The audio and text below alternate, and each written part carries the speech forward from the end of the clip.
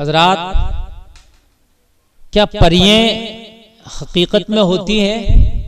आजकल आप देखते हैं कि परियों की कहानी बहुत सुनाई जाती हैं और परियों के ताल्लुक से बहुत से जो मियाँ लोग होते हैं या इलाज करने वाले, मैं सबकी बात नहीं कर रहा, कुछ लोग तो आमिलीन ऐसे हैं जो सही इलाज करते हैं, वो सही आमिलीन हैं और उनके हाथ में अल्लाह ने शिफा दी है, उनसे परे। मैं उनकी से अलग बात कर रहा हूँ जो झूठे मक्कार किस्म के लोग हैं, तो कहते हैं इस पर परियों का बसेरा है और इस पर परियों की सवारी आती है। क्या तसव्वुर है ये परियों का, भूत प्रीत का, ये क्या मामला है? तो देखिए मैं आपको बताऊं, अल्लाह ने कुरान में फरमाया वमा खलक़तुल जिन्ना वल इंसा इल्ला लियअबुदून। अल्लाह ने इंसान को बजती हुई मिट्टी से पैदा किया और अल्लाह ने जिन्नात को आग से पैदा किया।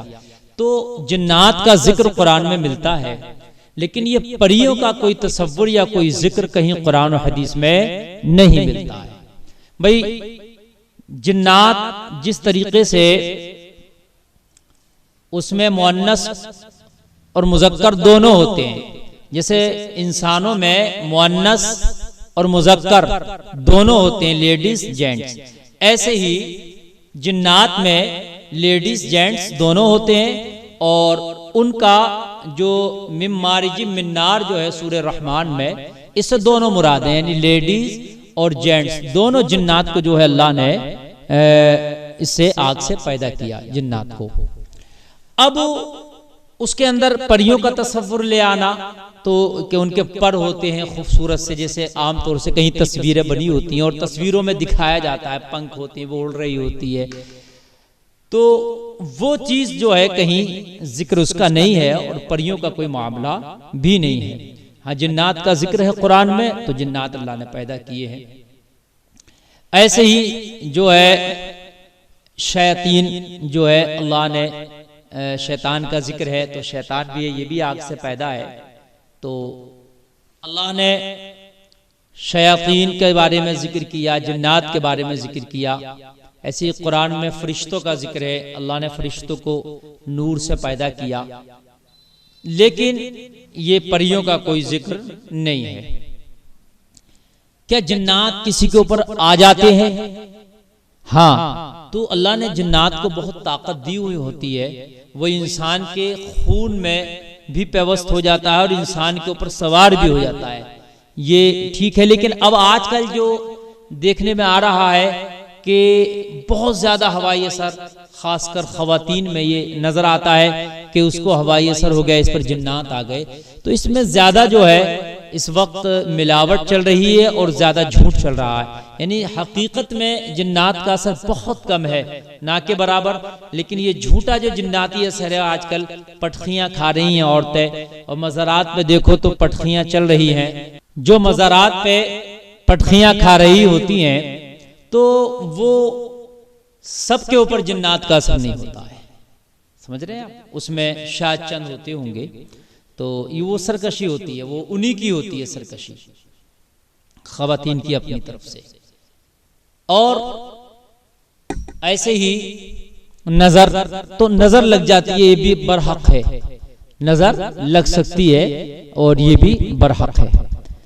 अब कुछ लोगों का तसव्वुर एलियन के ताल्लुक से होता है। एलियन ये एक अजीब सी मखलूक दिखाते हैं, फिल्मों वगैरह में बताया जाता है, ड्रामों में उनके सीन दिखाए जाते हैं कि वो एलियन एक मखलूक है जो अंतरिक्ष से आती है, यानी आसमान से आती है, कभी कभी दुनिया पे आ जाती है। अभी पिछले दिनों अखबार में भी एक आया था कि वो लंदन में, कहीं इंग्लैंड में कोई एलियन गिर गया है, तो उसको जो है वहाँ की हुकूमत ने और वहाँ के सिक्योरिटी ने उसको अपने कब्जे में ले लिया है। तो देखिए, ऐसा भी एलियन के ताल्लुक से तो कोई सराहतन जिक्र कुरान में आया नहीं है, या हदीस शरीफ में कहीं इस तरीके से कोई एलियन का जिक्र नहीं आया कि कोई एलियन भी इस तरह की वो मखलूक होती है जो अक्ल सलीम रखती हो। हालांकि वैसे तो बहुत सी मखलूक़ात हैं, लेकिन जो अक्ल सलीम रखती हो तो उस तरीके की कोई मखलूक एलियन की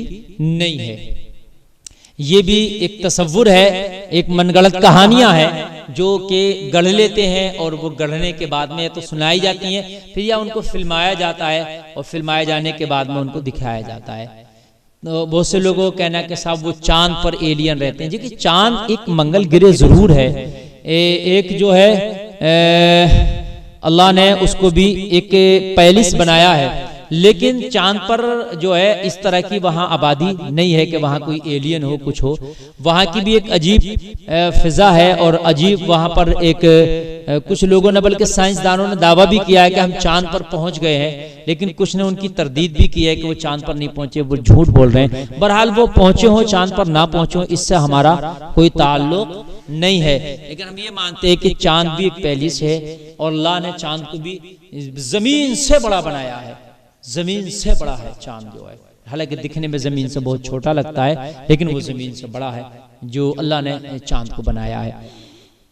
तो मुअज़्ज़ज़ सामिईन, मैं इस ताल्लुक से परियों के ताल्लुक से जिक्र कर रहा था, तो कि परियों का जो मामला है ये मनगढ़ंत है और ये बनावटी बात होती है। लेकिन हाँ, जन्नात का असर बरहक है, लेकिन जितने ज्यादा ज्यादती दिख रही है ये सब में सच्चाई नहीं है। अब बहुत से लोग कहते हैं कि ये बताइए, आप आला हजरत को आप आला हजरत क्यों कहते हैं? सिद्दीक़ अकबर को आपने हजरत कह दिया, आपने गौसे आज़म को हजरत कह दिया, आपने ख्वाजा गरीब नवाज को हजरत कह दिया, आपने फरीदुद्दीन को हजरत कह दिया। बरेली के अहमद रजा में ऐसे कौन से लाल लगे थे कि आपने उन्हें आला हजरत कह दिया? सुने, सवाल करते हैं, खुराफाती हैं ये लोग, तो मेरा जवाब सुने। अल्लाह ने कुरान में फरमाया, या बनी इसराईल ज़कुरू निअमती अल्लती अनअमतु अलैकुम व अन्नी फज़्ज़लतुकुम अलल आलमीन। अल्लाह फरमाता, याद करो ए कौम बनी इसराइल, मेरे उस इनाम को जो मैंने तुम पर नाजिल किए, व अन्नी फज़्ज़लतुकुम अलल आलमीन, जो मैंने दुनिया में और मैंने तमाम आलम में तुम्हें फजीलत बख्शी। ये कौमी बनी इसराइल, मैंने तुम पे इनाम भी किए और मैंने तुम्हें तमाम आलमीन पर, व अन्नी फज़्ज़लतुकुम अलल आलमीन, तमाम आलमीन पर मैंने तुम्हें फजीलत बख्शी। अब मुझे बताइए, कुरान कह रहा, पहला ही पारा है कि मैंने तमाम आलमीन पर तुम्हें फजीलत बख्शी। कौन कह रहा? अल्लाह ताला। किसे? कौम बनी इसराइल को। और दूसरी जगह पर फरमा रहा, कुंतुम खैरा उम्मा, सबसे बेहतर उम्मत तुम हो, यानी उम्मत मुहम्मदिया।